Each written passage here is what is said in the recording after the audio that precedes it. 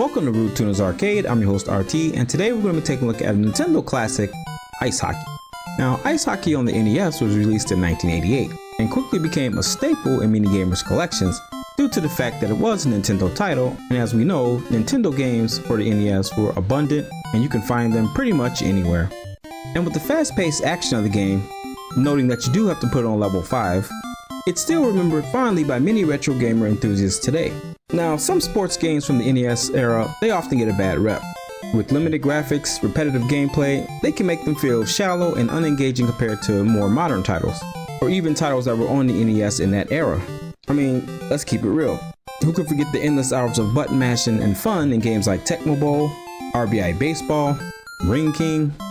However, beneath the surface of Ice Hockey, I feel like this game had a certain charm that's hard to forget about. So the question lies, was Ice Hockey any good? Could this game overcome the limitations of its graphics and sound design? So in order to answer this question, we have to take a look closer at the game's mechanics and features. I actually thought Ice Hockey was a lot of fun, but let's be real, at its core, Ice Hockey on the NES is a very simple game. You control a team of 4 players and the goalie. Now the game does offer some variation with each character having their own strengths and weaknesses. So the characters you can pick are small, fast guy, the average all-around guy, and the big guy. Now as far as the tall, skinny player, as you would expect, he moves very fast across the ice, is good at passing. His weakness comes though is he's easily knocked over and toppled by the middle-sized player, and then the big guy. He just hits him and sends him flying across the ice. The middle-sized guy, he's pretty much your average all-arounder. His strengths and weaknesses are he's pretty good at he does everything pretty well, but he doesn't excel at anything great. Meaning he can double as a good passer, decent speed to get across the ice, and has a decent chip shot. And now the big guy, as you can expect, he's like a tank. But he moves slow, but he has the best passing abilities and the very best shooting capabilities. And to add to that, he also can knock players off and deflect them off pretty simply and wins most scraps when it comes to battling for the puck. Another great part of the customization of your teams are you can pick between 4 characters in any variation you like. I mean, you can have 4 small guys, 4 medium-sized guys, 2 medium-sized guys, 2 big guys, etc, etc. Any way you want to configure your team.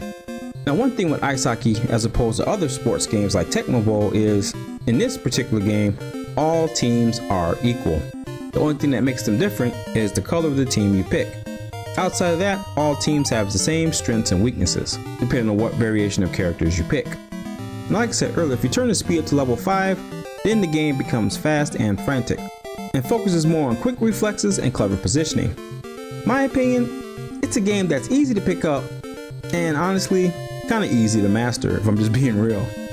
Once you figure out the pattern of lining yourself up with the goalie and letting the goalie move out of the way, you're going to be scoring points left and right.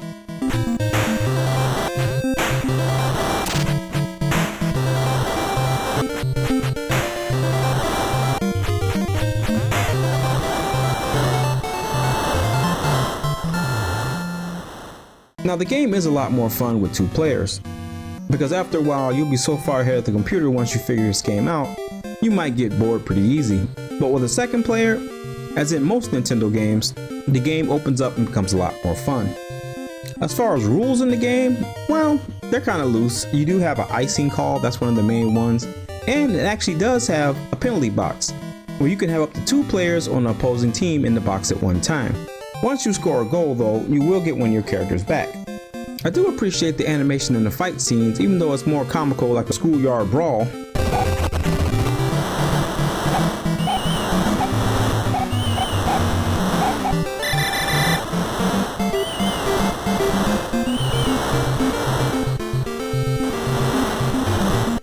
I do like that they put that feature into the game, because how can you have hockey without having fights on the field? But Nintendo does keep it classy and comical at the same time. Another cool feature I feel like they put into the game was they did give us the classic halftime show that we remember back in the day.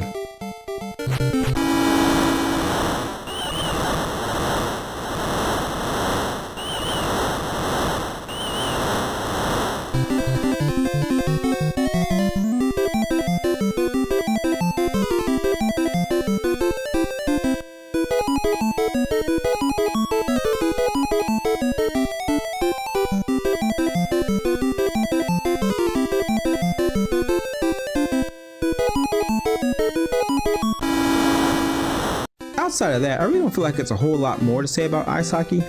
And it's time to answer that question, was ice hockey any good? In my opinion, absolutely. While its graphics and sound might be dated by today's standards, the gameplay was still fast-paced and addictive. And with a buddy, you could have hours and hours of fun. I know I did. And to add to that, while it might not be the most realistic hockey simulation out there, in my opinion I think Blades of Steel was a better game, it's still a great example of how a simple yet effective game design can overcome even the most limited of hardware. So if you haven't played ice hockey before, definitely give this one a shot. And you can find these lots of times. If you're a collector, you can find this game pretty often out in the wild, as there were so many of them made.